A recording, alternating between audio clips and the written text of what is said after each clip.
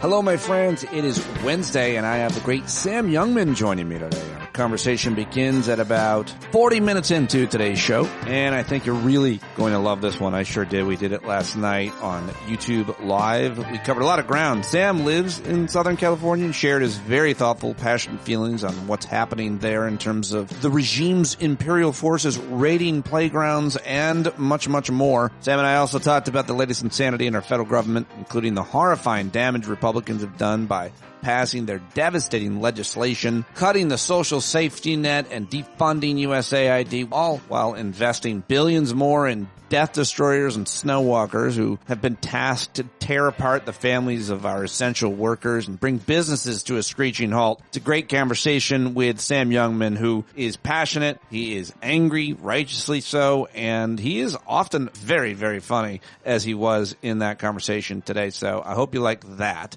After watching it live, as she often does on YouTube, Kim Nyborg said, "I fucking love Sam Youngman. Him, Chrissy Greer, and Celeste Headley are like my three favorite, not super regular guests." And I totally agree. And it also reminded me to reach out to Celeste, who's been on my list. And guess what? Celeste Headley and I will be talking at 11:30 a.m. live, a rare preview that something is going to happen. Anything could come up that could cause it not to happen for Celeste or me, but I'm looking forward to talking to her on YouTube Live today. Go to youtube.com/standupwithpete and join the live conversation. You can watch it there. You can comment along with it. Often I refer to the comments and bring them into the conversation or steal your question or point. So I hope to see you there. But right now it's time to get to the news, and ooh, it is not good. Tough news day. Lots of scary, scary headlines for you, but it's got to be done, and I've got it covered for you today. I'm back with a full show, a full-throated news segment and clip show coming for you, ending with the comedy like I like to do. So let's get into it, and I can't get into any of it without you and your support. So thanks for being here. Thanks for supporting the show with a paid subscription. I do not do advertisements at all on this show. I have in the past. I might in the future. Right now, I'm not. I really am doing this just supported by your paid subscription. So if you've been listening and you haven't signed up, please consider it now. If you're a regular subscriber and you're getting a lot out of it and you can afford more, it would be awesome if you could pay more than the entry of $5. You get a lot. The Discord platform is fantastic. Hundreds of stand-up community members are there chattering away all the time. Birds chirping, thoughts, love, and jokes to each other. I love it. I love going in there, and I love what Megan Moore-Wilk is doing with the daily question. Yesterday's, by the way, was how does sarcasm affect our ability to connect with others? Which is a really interesting question. She also asks, when you read, do you take notes? Do you stop to look things up? As well as on July 6th, the daily question she posted was, would you rather be the funniest or smartest person in the room? And I try to answer as many of these as I can. I love being a part of that, and it's just a fun place to be and community with other like-minded people. And by like-minded, I mean there's a certain moral clarity that we have around human rights and civil rights and several other issues as well. And then there's plenty of great, fun disagreements in our community. So please consider joining it if you haven't already. And you are invited to join us at Farm Jam on Kevin Richburg's farm in upstate New York and central New York, just outside Syracuse, where I grew up. My parents should be there. Kevin, of course, will be there. A lot of our favorite folks from the regular Hangouts are coming, and those of you, many of you who've never been to a live event or even come to a Hangout, I've heard from, that apparently are going to be joining us as well. It's going to be a lot of fun. Farm Jam, September 5th through 7th. Have all your questions answered. Learn more about it in the link that is posted along with the show in the daily post and email. And don't forget to send that vitamin N. You guys should be outside and sending me photos of nature uninterrupted by man-made, human-made objects. A woman could have made it. A woman could have put up that fence, telephone pole, or telephone wire. I don't mean to genderize the human being. I just don't want anything that humans built in the photos if possible. And if you're not around a lot of nature, but you've got a flower pot or an insect in the grass, I'll take anything. Just get outside, touch that grass, breathe that air if possible. Get your toes in the sand this summer, I hope, if that's a thing that you like to do, and take us with you by sending your vitamin N. All right, now it's time to get to the news stories of the day from the last 24 hours or so. And man, we are effed. This is a tough one. Tough day, tough news cycle. Obviously, I'm sure you're probably following either closely or at least loosely, hopefully, to some extent, what is happening in Texas, where the recovery efforts continue, where hundreds are apparently missing from the floods that took place there. It's just absolutely horrific. 161 are missing in Kerr County after the Texas floods. Catastrophic flooding sweeping through the region, killing at least 109 people. 161 people still missing in the county. And, of course, that list could potentially grow. And now the blame game is beginning.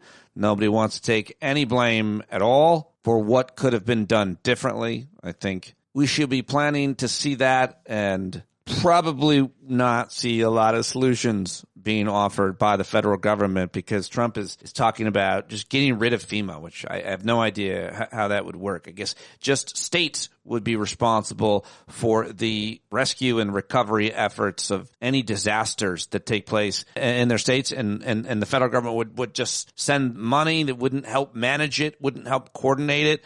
I have no idea what it means, what it would mean to not have a FEMA. That is kind of a question I'd like to have answered. I wonder if we can find an analyst or an expert who's talking about that. If you've seen any good segments or folks who seem like they're good to talk about that, send them my way. Email me your ideas and guest ideas, suggestions all the time. standupwithpete@gmail.com. In other news, of course, there is a lot from yesterday. The Supreme Court might not be in session, but the Republican-appointed justices are still delivering for the Trump White House.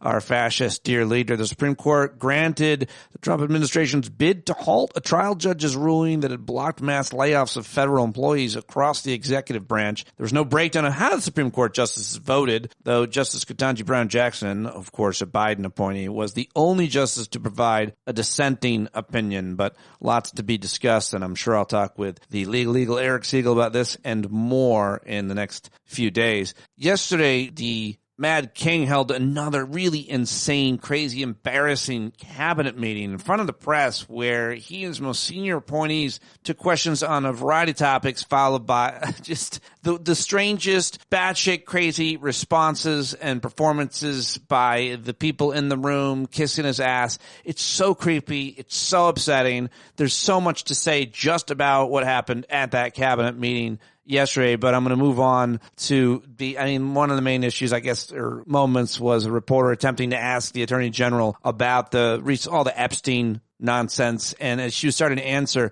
Trump interrupted and was like, "Are you still talking about this guy? Really? Really? We're still talking about my former best friend who I hung out with all the time and really liked and loved? Are people still talking about that creep? I can't believe you're asking a question about Jeffrey Epstein, whose plane I flew on like 7 times and probably was the first time I had sex with my now 3rd wife.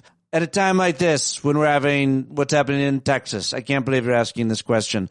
So sounds a little bit defensive, maybe, but a few minutes later, he's then rambling about windmills and whether he should use gold leaf or gold paint on the moldings of the cabinet room, and then asking for a vote on it. It was crazy. But that story, of course, leads into the fact that all of his fans are now losing their mind over the fact that they are basically moving on, and case closed on the whole Epstein drama. Roseanne Barr posted, "Mr. President, yes, we still care about Epstein. Is there a time not to care about child sexual trafficking? Read the damn room." Alex Jones put out a video where he was crying, like Ron Filipowski said, he was crying like Kyle Rittenhouse on the witness stand. He was like, "Oh, I'm going to throw up. Actually, I'm physically going to puke right now because I have integrity. I just really need the Trump administration to succeed and save this country. They're doing so much good, but for them to do something like this, it just tears my guts out." Loser,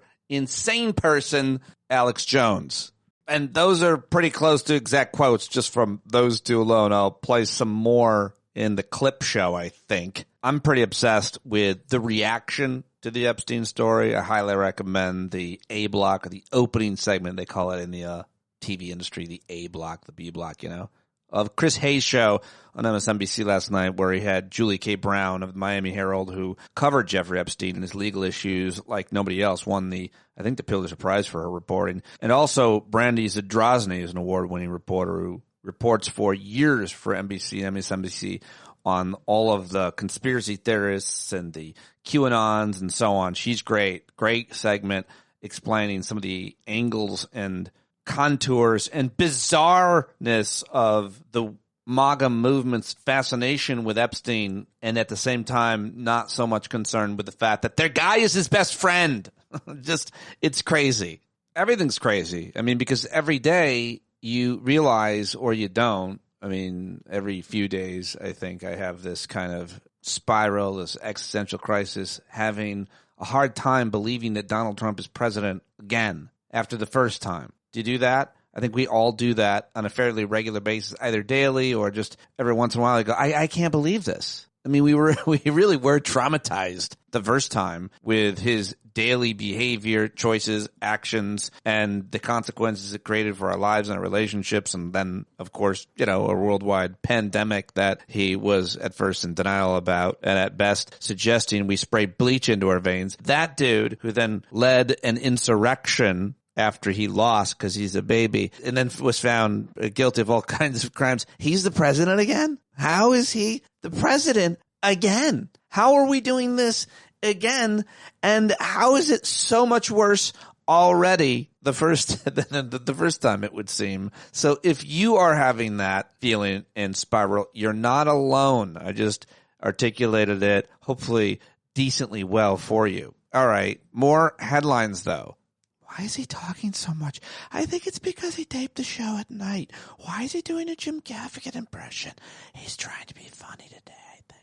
All right, more headlines from Washington. Our third-rate dictator said yesterday that the U.S. will have to send more weapons to Ukraine just days after ordering a pause in critical weapon deliveries to Kiev. The comments by the president appeared to be an abrupt change in posture after the Pentagon announced last week that it would hold back delivering to Ukraine some air defense missiles, precision-guided artillery, and other weapons because of what U.S. officials said were concerns that stockpiles have declined too much. And while many thought and think Donald Trump is a Russian agent or at best a useful idiot, and I think I move back and forth between those two, as George Conway said on Twitter yesterday, there are hundreds if not thousands of reasons to believe that Trump is a fool. But the fact that it took almost a decade for him to figure out that Putin has been playing him for one is as good as any. So I don't know how else you can explain that Schittler railed against Putin yesterday during this crazy cabinet meeting, which is another headline that came out of it. He said he was not happy with the Russian leader whom maybe I'll play that audio for you. It does seem to be newsworthy and significant, but he accused him of Putin of killing too many people. I mean, really? And misleading the Americans during peace negotiations. He said, we get a lot of bullshit thrown at us by Putin. He's very nice all the time, but it turns out to be meaningless. I mean, he doesn't know how embarrassing it sounds for the American president to explain what every single national security advisor, president, and anybody in any part of Russian-American relations or just paid attention to the news knew about how Putin operates. That's what he does. He just described every KGB agent's training. He's very nice all the time. Turns out it's not, he wants something. Donald, the tiniest dictator's criticism followed his announcement that he would resume weapons shipments to Ukraine. So it's interesting that now he wants to help them fend off Russia's invasion. I guess all it took was him to be offended by Trump, by Putin. Putin pissed him off.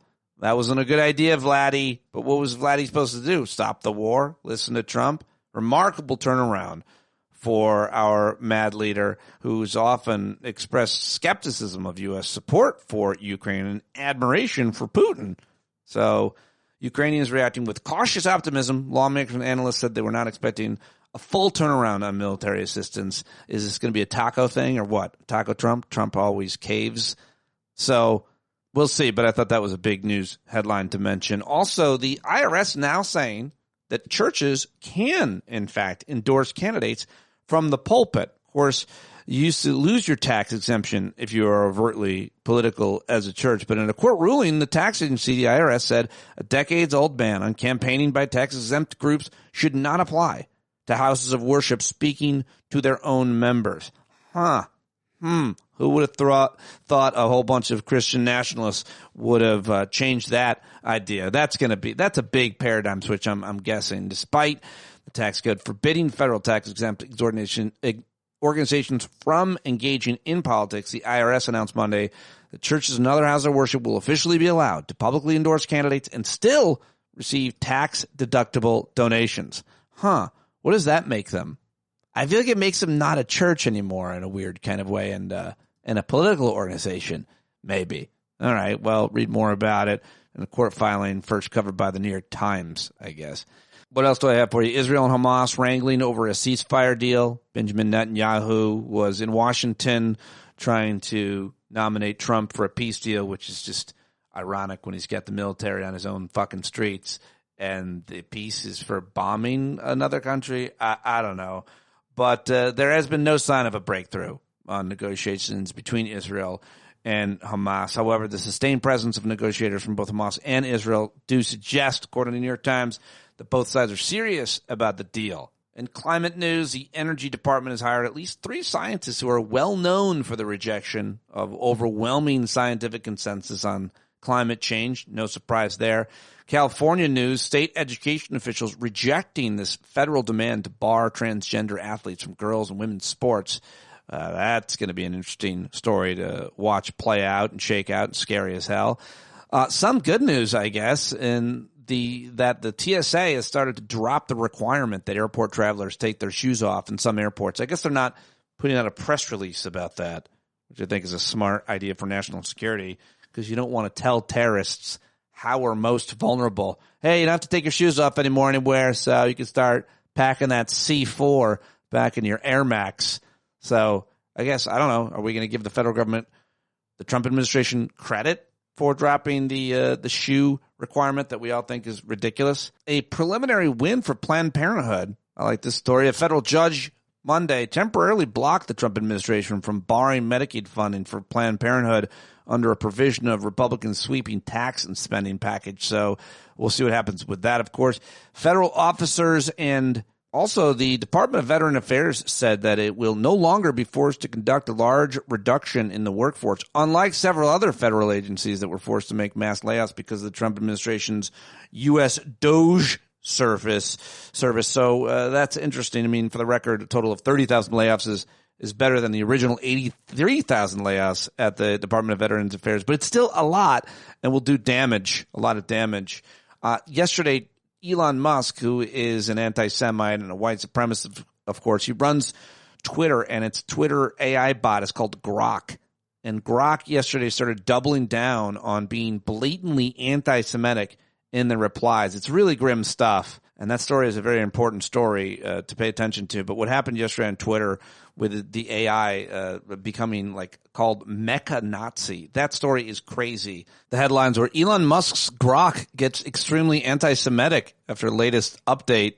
Grok has just gone full Hitler. Twitter users reacting to AI praising the Nazi dictator.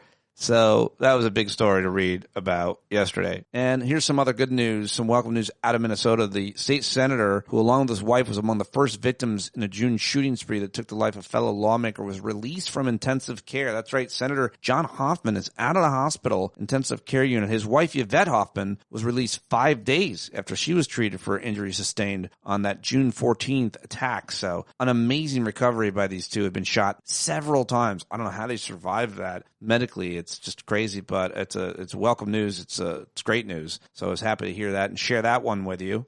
All right, well, those then are the headlines that I've gathered for you from yesterday, and I hope you learned something that you hadn't already read yet. That's why I like to gather them for you, covering the news plugged in and out all day long. That's part of the job here. And now it's time for the clip show, which is the B block, the second segment of the news segment here on Stand Up. Some of the clips that went viral that are important, worth listening to from yesterday.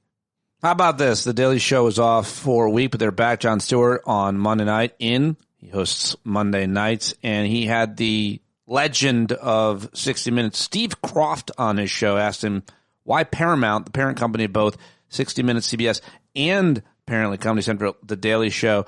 He asked him, why did Paramount pay Trump $16 million to settle a lawsuit? I thought this was a really important and really very good distillation of the entire situation that occurred, where Donald Trump sued CBS and 60 Minutes for what he said was a deceptive edit.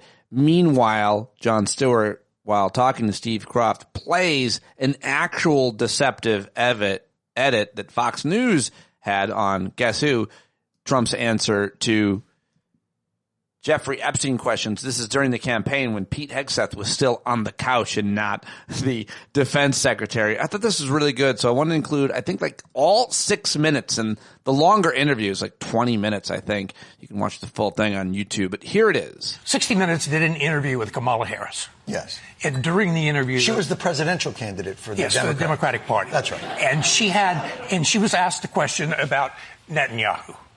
And great guy. Why Netanyahu wasn't saying and doing what we wanted him to do. That's what was going on at the time. Yes. And she gave a minute answer. Right. And CBS took the first half of that answer and gave it to the morning show on Sunday, Face the Nation, to use as sort of a teaser to get people to watch it at night. And the second half of that soundbite went into the story. Now, news organizations use every part of the candidate. They take the sound bites and they spread it over the network so that none of it goes to waste. There are hungry children in countries right now with no sound bites. That's right. And so they use those. So they aired the first part of her answer on the morning news. That was the teaser, yes. And then what did they do on the 60 Minutes? They put that soundbite, the second half, in the 60 Minutes piece. They were different. And somebody noticed that in the Republican Party and decided... Somebody?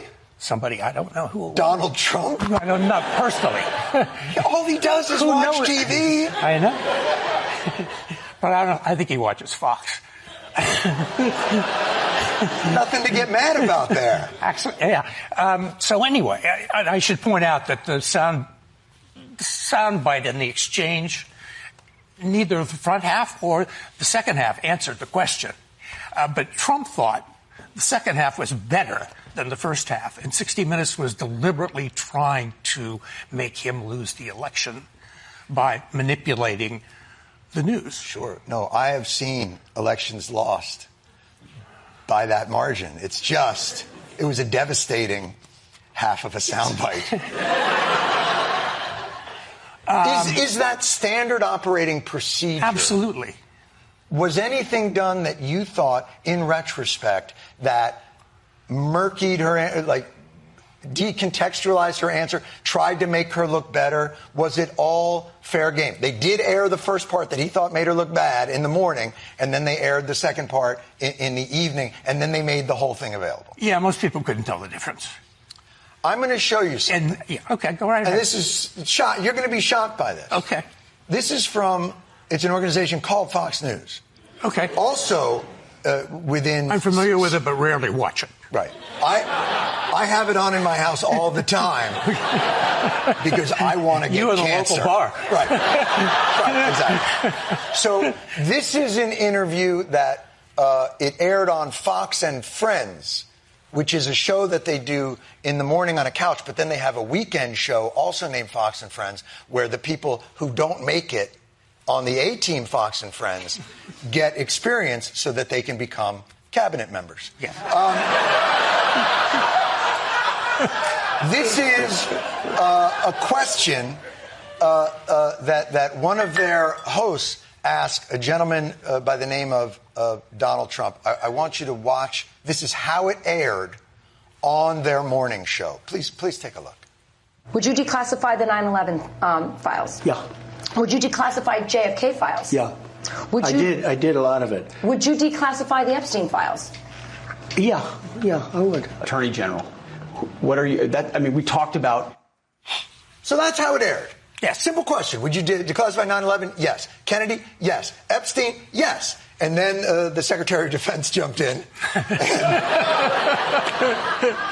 Well, he did actually jump. Sir, please, get me off this couch. I want to show you the larger context of that interview that aired later. Take a look. Would you declassify the Epstein files? Yeah, I would. All right. I guess I would. I think that less so because, you don't know it. You don't want to affect people's lives if it's phony stuff in there because there's a lot of phony stuff with that whole world. But I think I would, or at least Do you think that would restore trust? Now, that seems up. Yes. That would never happen on 60 Minutes. No, but I would like to know why the 60 Minutes edit was worthy of a $16 million acquiescence of what is considered the Tiffany News gold standard network for Paramount of news, where very clearly Fox just did what seems to me to be a more egregious edit. Yes. So explain to me what was going through the mind of Paramount when they said, oh, yeah, we screwed up, here's your money. Why not? Why didn't they fight it? They never said we screwed up. What did they just paid the money. So just flat out protection money. Yeah, it was a shakedown. That's what I call it. I mean, some people call it extortion. That's a legal term. Wow. Okay, I'm back. Still stand up. It's not The Daily Show, Jon Stewart, Steve Kroft. I know that was a long clip, but yeah, I just thought that was great. I thought that was a really important kind of journalistic example of what had happened with that lawsuit. And I just thought it was significant to hear Steve Kroft and Jon Stewart talking about their parent company and calling it a shakedown. My, how things have changed. On to the next clip. I feel like this was a really ominous but very important thing to share. This is the sector chief of Customs and Border Patrol out in California. So I think we're going to see a lot more of this guy. And I'm looking at him and listening to him, and I don't know what Nazi equivalent there is or who he corresponds with in the Star Wars world. But his name is Greg Bavino, talking to L.A. residents and the mayor there, who I guess talked him out of this stupid performative thing they were doing yesterday. I don't quite understand what happened, but he's certainly not backing down. And unfortunately, I think we're going to have to learn and a lot more about Greg Bavino. But at least he's not wearing a mask. Bass, we're going to be. The federal government is not leaving L.A. I don't work for Karen Bass. The federal government doesn't work for Karen Bass. We're going to be here till that mission's accomplished, as I said, and better get used to us now because this is going to be normal very soon. We will never get used to you, and it is never going to be normal. That I can assure you. That I feel pretty confident about. Talk more about that situation with Sam Youngman coming up. Let's head over to Fox News. That's right. Jessica Tarlov, the only liberal over there on the 5.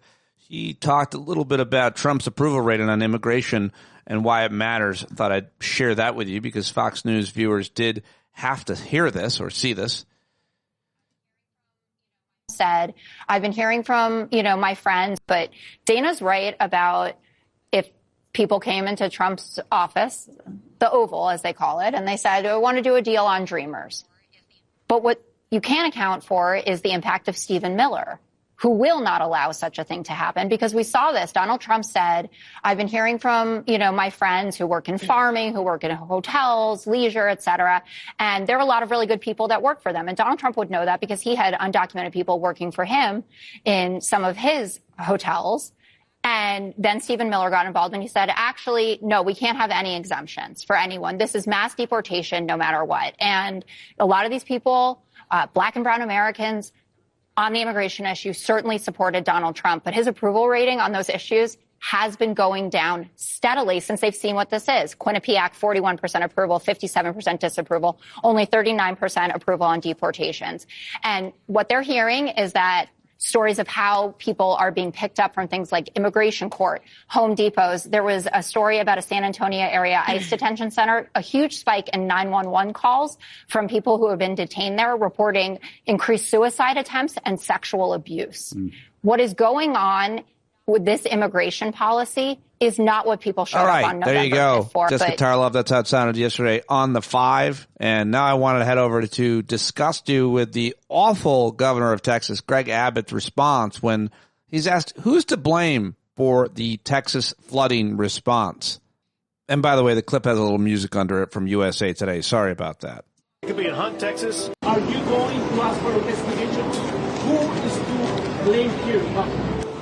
Who's to blame? Know this. That's the word choice of losers. Let me explain one thing about Texas. And that is Texas, every square inch of our state cares about football. You could be in Hunt, Texas, Huntsville, Texas, Houston, Texas, any size community that care about football. High school, Friday night lights, college football, or pro. And know this. Every football team makes mistakes. The losing teams are the ones that try to point out who's to blame. The championship teams are the ones that say, don't worry about it, man, we got this. We're going to make sure that we go score again, then we're going to win this game. The way winners talk is not to point fingers. They talk about solutions. What a fucking inane thing to say. Has he done that before? Does he use that football rant before when he's completely to blame? But we're not looking for anybody to blame. Of course you are. You're a politician. All politicians do that.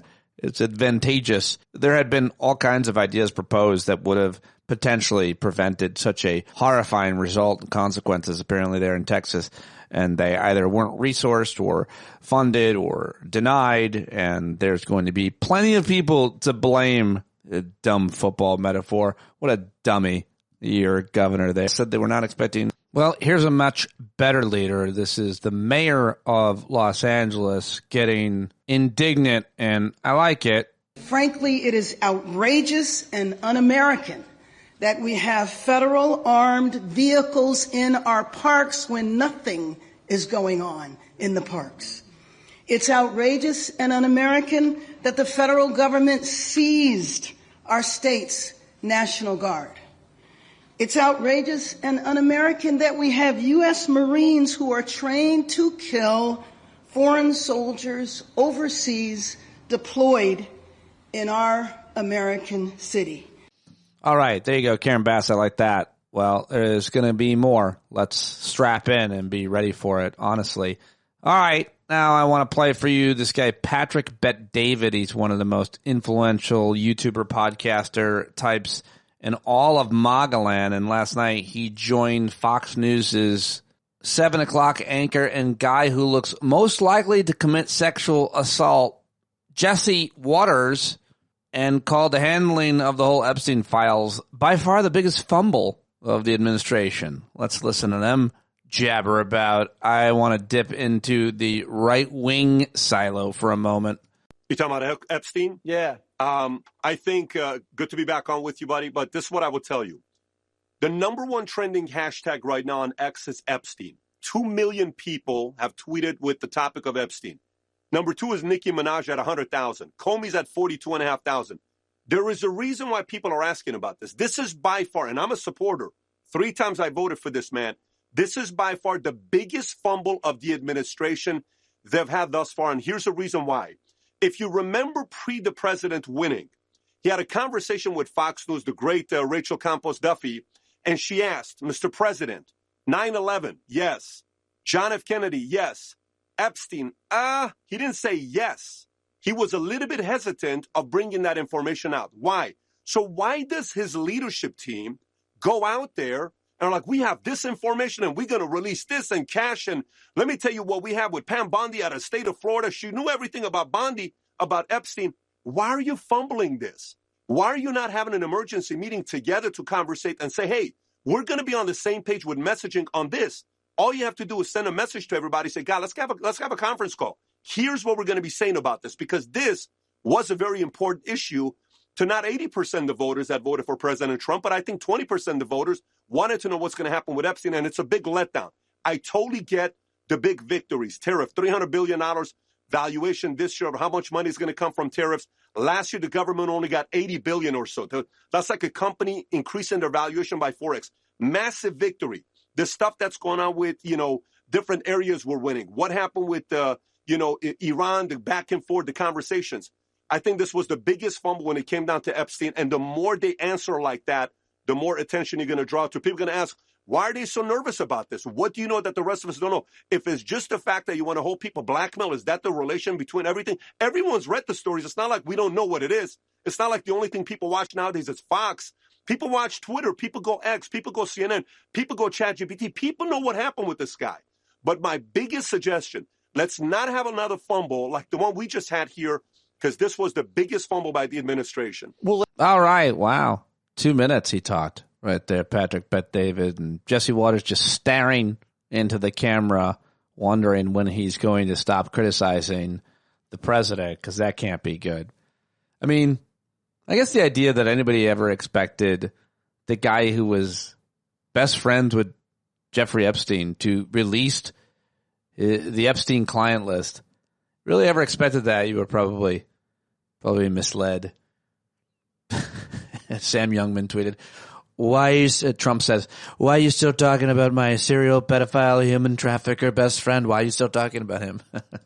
All right, one more clip for you I wanted to share. The hilarious Ronnie Cheng in the anchor chair in The Daily Show last night. This is how that sounded at the top. We got so much to talk about tonight. The TSA ends its foot fetish, the trade war gets semi-erect, and great news, pedophiles, the Epstein list doesn't exist.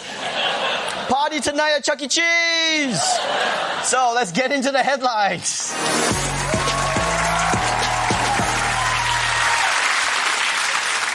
Let's kick things off with today's biggest news, because I know a lot of people out here are always like, oh, the news is so awful, everything is terrible, I hate fascism, do something. Well, stop whining, okay? Because finally, there's some great news for America. A senior government official says the TSA will no longer require travelers to take off their shoes at security checkpoints. All right. TSA!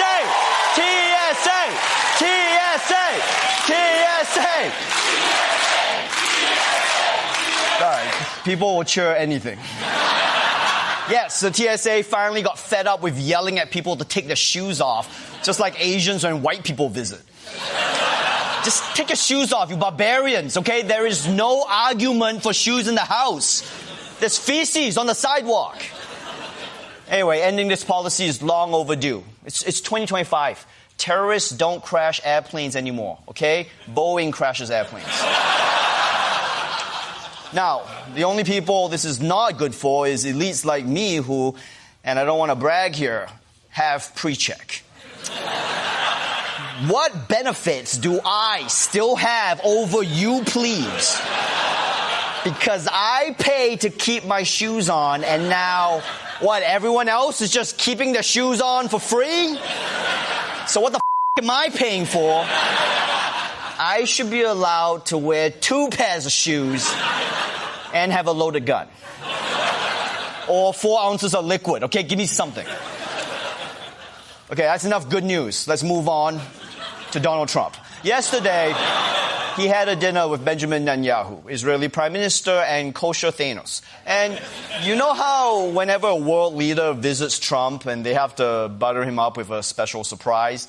Well, Bibi went all out. At the White House last night, the president hosted a dinner for Israeli Prime Minister Benjamin Netanyahu. The prime minister gave him a letter nominating Trump for the Nobel Peace Prize. I want to present to you, Mr. President, the letter I sent to the Nobel Prize Committee. It's nominating you for the Peace Prize, which is well-deserved, and you should get it. Thank you very much. This I didn't know. Well, thank you very much. Coming from you in particular, this is very meaningful. Yes, Peace Prize nomination from Netanyahu is very meaningful, right up there with a Husband of the Year nomination from O.J. Simpson. But, Mr. Netanyahu, let me tell you something. If you think you can get Trump to keep sending military aid to Israel by sucking up to him, well, guess what? You can expect that money in your bank account by close of business.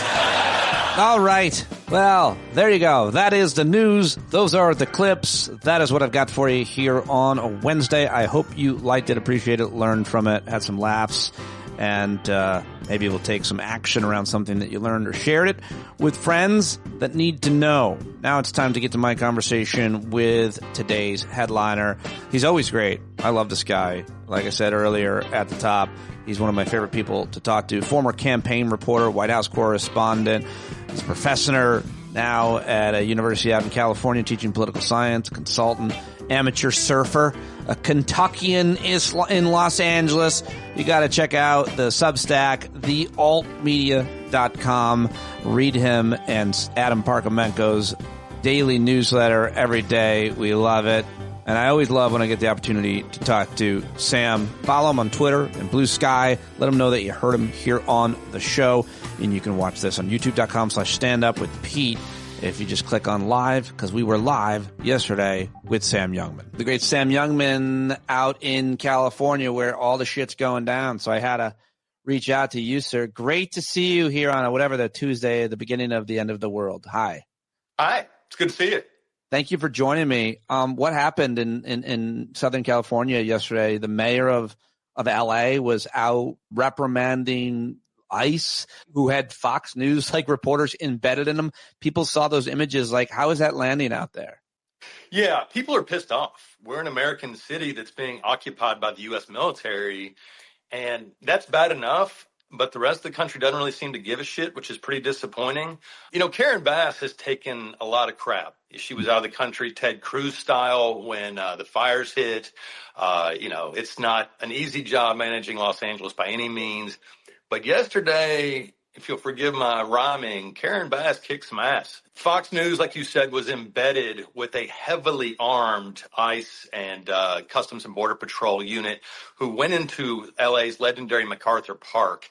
There were kids playing. That's how much of a danger zone it was.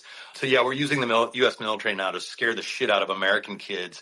To her great credit, Karen Bass hustled over there, got on the phone and said, y'all need to get the hell out of here.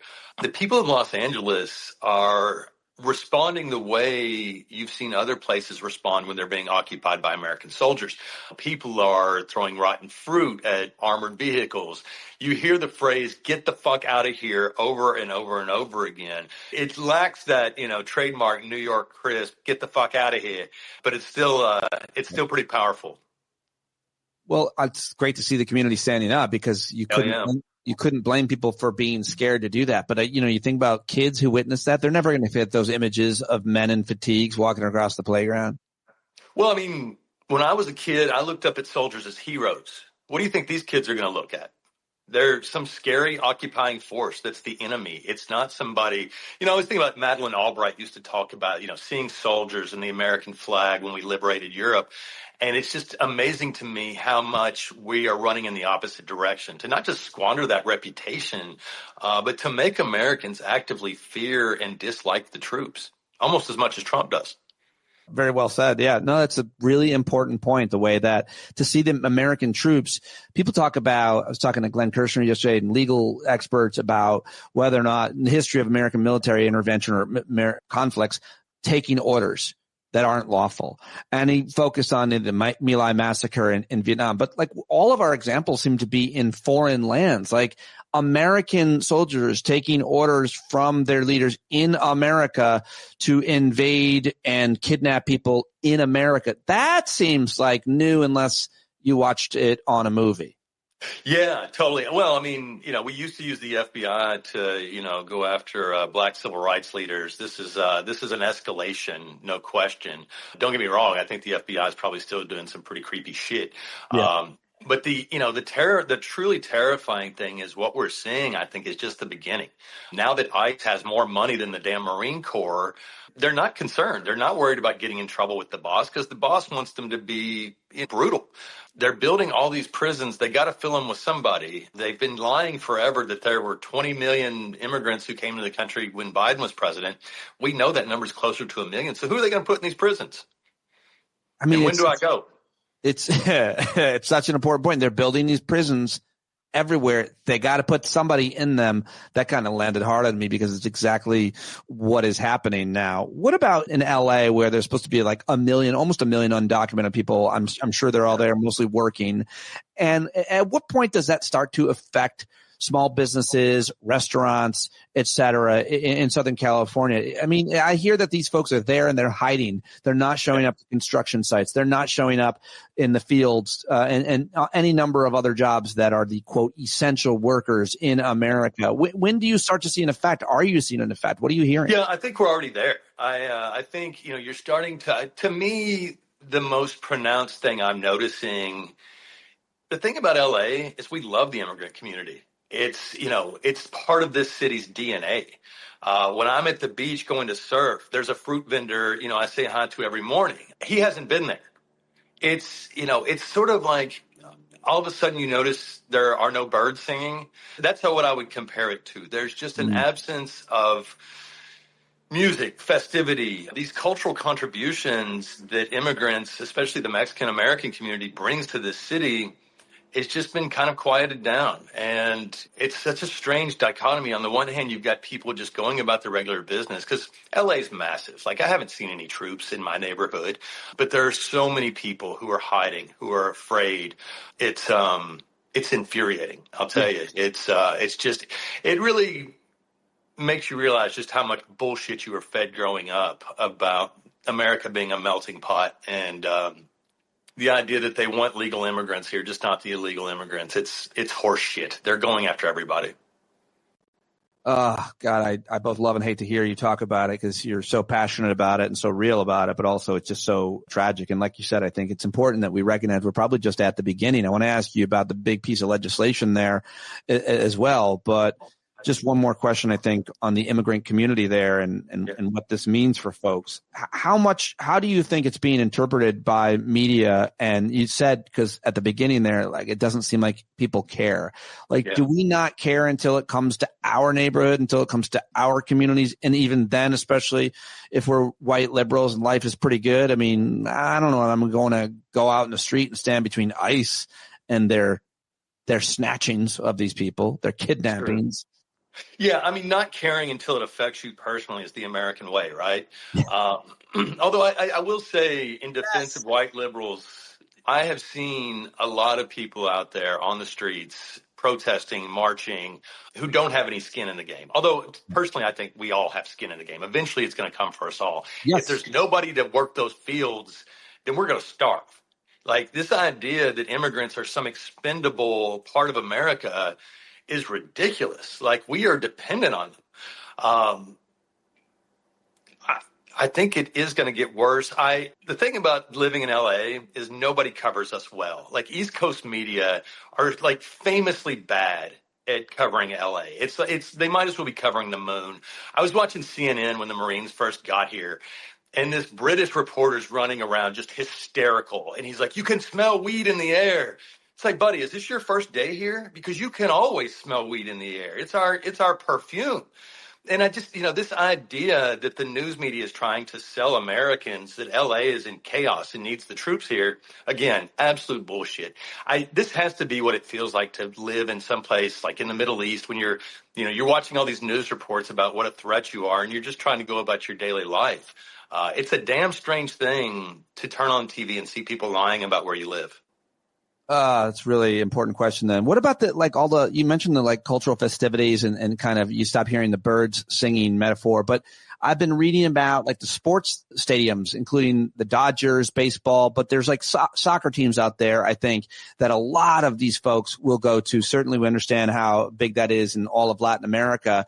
And I wonder if you have any insight or experience on what's going on with the sporting events, and because that's also a huge boost to any economy. That's why they have sports that are professional, so they can make money. So what are you hearing about the Dodgers or any of the other Southern or any California teams and how they're handling it? Yeah, I mean, the Dodgers is such an unusual situation in that, at least 40% of their fan base is Hispanic. The Dodgers got their start, in Chavez Ravine, not got their start, but, that's where the stadium is. People were displaced to build a stadium there. The Dodgers owe a lot to the Latin community, and I'm not sure they have made that clear. Of course, there was the thing that went viral where they sort of booted ICE out of their parking lot, and we know one of Stephen Miller's groups is going after them now. But they told a young singer who performed the national anthem in Spanish that she wasn't welcome back. I would say the Latin community here is very unhappy that the Dodgers haven't gone further, considering just how much they rely on the immigrant community. The soccer part, I think, is really interesting because you do have LAFC is so popular here. Their supporter group is amazing. You go to a game and you end up watching them instead of what's happening on the field because they're so engaged. They're so passionate. They're so musical. There are empty seats now. People are afraid to go places where they think there might be ICE. If you're on any of these kinds of apps like Nextdoor, stuff like that, you're seeing ICE warnings from regular citizens all day long. Don't go to this corner. Don't go to this street because there's going to be ICE there. So, I think if the goal is to destroy the LA economy, it's working. Okay. I'm glad we talked about Southern California and this issue. It does seem to be one of the most important issues facing us. Obviously, there's this horrific disaster in Texas as well. But you cover all of this at your daily newsletter and on Substack. You guys do a great job. And I got to ask you about this bill that passed in the middle of the night without anybody reading it. It's going to affect all of our lives. And I guess you could start with the budgeting of ICE, taking from the poor, giving to the rich. We've heard the narrative. It's true. It matters.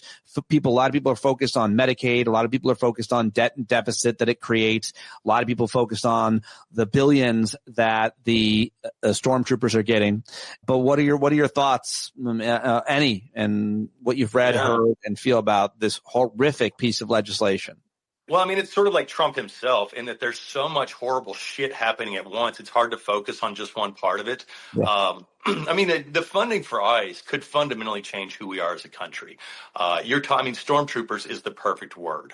Basically, Trump has his own branch of the military now just to go after people in this country, including American citizens. The Medicaid stuff is shocking. The Medicare stuff is shocking.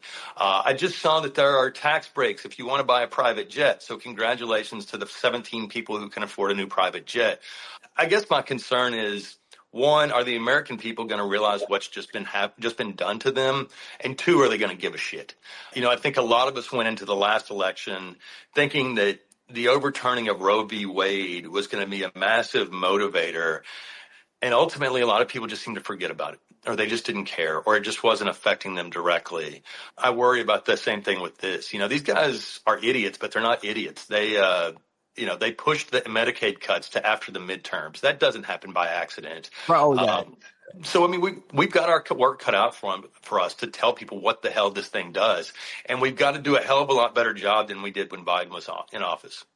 Yeah, no, all really good points. And the worst of the legislation doesn't necessarily impact people until the midterm elections. I'd argue that the overturning of Roe v. Wade definitely had a huge effect, and probably more than anything in the midterm elections in 2018 when Democrats got back the House. But I feel like now the question I want to ask you and all the smart people I get to talk to is, what do you think about the midterm elections and the likelihood that they are normal, free, fair, not rigged, postponed potentially? Sorry, it's a snow day. We're just there's a lot of things. There's a lot happening. We're just very busy. There's an invasion, martial law, no elections.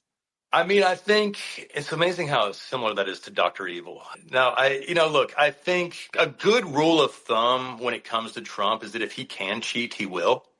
We know that about him. Yeah. What I know about the American people is they're not going to just give up their elections without a fight. You mentioned our newsletter, which I appreciate, by the way. You've always been such a big supporter. Every day we start our newsletter with the countdown, the number of days left until the midterms. Yep. And the most common comment we get is, some variation of, why are you counting down to the midterms? What do you really think we're going to have free and fair elections? And my answer to that is, we fucking better, because I'm not ready to just roll over and give that shit up. I don't know how Trump will try to cheat. I know that he will, but I also know that we're not going to take that lying down. That's bedrock stuff. If we lose that, we've lost everything. To me, the reason I'm anti-violence is because I live in a country where you can settle your differences at the ballot box. Right. If that's no longer true, then I'm not sure what to tell people. Yeah, no, really important point. Thealtmedia.com, by the way, if you're not subscribed. That's the best thing to say, place to go. Yeah, thanks. Yeah, really, really good stuff. What else? Anything else about this big bad bill, the way it was passed, what it means? Yeah. Congratulations to Lisa Murkowski for being the deciding vote in destroying Planned Parenthood. That's got to feel good. I wonder how many women she killed with that vote. And I've seen a lot of people saying, why are you singling out Murkowski? It's really simple, because she pretended to be a moderate. She pretended like she cared about a lot of this shit that she turned around and sold out. I know who Ted Cruz is. I know how he's voting. It's the people who pretend to be something else that I'm out of patience with. Susan Collins voted against this probably because they didn't need her vote. If they needed it, I'm sure she would have come around. I'm disgusted. I will say I was enormously proud, and you don't hear me saying kind words about Democratic leadership very often, but I thought they did a really good job of keeping their people on the same team. Even John Fetterman's bitch ass, complaining about having to go to work every day. That poor baby. He even managed to vote no, despite complaining about not being able to go to the beach. And then in the House, you saw, I think, real opposition. You saw a real fight. Yeah. Look, I want to see more from these people too, but at the end of the day, we have some mathematical realities we are bumping up against. Namely, that we don't control shit. If we want to change that, if we want to start throwing some real punches, then we've got to win something. Really good points. I just keep thinking about Larry Summers' comment on ABC's This Week, because I don't like Larry Summers. He's always wrong. He's not a guy who is particularly progressive. He's a Democrat. He's Treasury Secretary for Obama. I think he did a lot of bad things. He made a lot of economic forecasts that didn't come true. And the way that he talks about them with the kind of confidence is also ridiculous. And he's just an elitist prick that I don't like. But on ABC This Week, he basically said this mega bill is a shameful act by our Congress and that people are going to die as a result of it. It's like, did Larry Summers, of all people, predict that people will die as a result of these cuts to healthcare? So if Larry Summers is saying that, then the rest of us, our predictions don't seem so hyperbolic or exaggerated. I mean, people are going to die. I mean, people are dying as a result of the cuts to USAID, but we don't care about them because they're poor and they're not even American. But we definitely don't care about poor Americans. But it's not just poor Americans; it's working Americans, middle class Americans. I mean, all poor people are working harder than anybody, but it's people that should definitely not be losing health care and are working hard. They're going to die. Yeah, they're going to die. That is correct. I'm with you. I really hate to be seen agreeing with Larry Summers because he's just the absolute scum of the earth. Same with Elon. I don't want to agree with Elon, but when they trash this bill, they're actually getting something right. And it's that meme of the worst person just made an excellent point. Yeah. I think the reason you're seeing so many good people and assholes come together to condemn this thing is because it just sucks that bad. I think all but the most diehard Kool-Aid drinkers are telling you how bad this thing is going to be. I mean, it's the largest transfer of wealth we've ever seen in this country. It's the largest cut of Medicaid we've ever seen in this country. It's the largest cut of nutrition benefits we've ever seen in this country. It's basically a declaration of war against the poor and the middle class. Yeah. And here's the thing. Those people are already having a hard enough time as it is. Yes. The whole fucking election was about how the costs are too high. Everything Trump has done since taking office has only made that worse. And this will too, because this has become a government for, of, and by the super rich. And the rest of us are just screwed. So well said. Yes, the rest of us. This bill makes so many people's lives much harder, and the people whose lives it makes better, it doesn't make them much better. It doesn't even make them necessarily noticeably better. It's just as long as they're better than us. It's a real haves and have-nots. I mean, it's a classic tale, it seems. Yeah. No, it is. And I tell you the thing that I find so frustrating is, for all his faults, Joe Biden was laser focused on rebuilding the post-pandemic economy from the middle out, with a heavy focus on the middle class, on returning manufacturing jobs, on making sure working people were finally getting a goddamn break. And Trump has undone all of that just to focus on the billionaires in his cabinet. And it's just, if we as a country don't start figuring out real damn quick the difference between the good shit and the bad shit, then we may just be too dumb to live. Yeah, God. Well, that's for sure. For a lot of us. But the thing that makes me so mad, frustrated, and scared is that the fact that we have the future of our economy, there would be a lot of jobs, there are always jobs in energy, and the future of energy is renewable energy. And certainly there'll always be jobs in fossil fuels during our lifetime, unfortunately, but there likely will be. But the rest of the world is going to invest in the future of energy and those jobs, while America is investing in the past. Now, it's not, obviously the economics of it all is the least important thing, because the planet is melting as a result of burning fossil fuels. And yet we are disincentivizing with this bill investments in renewable energy. Not only that, penalizing anything in renewable energy and investing in coal rocks. It's always seemed a little on the nose to me that our delusional president is literally tilting at windmills. Yeah.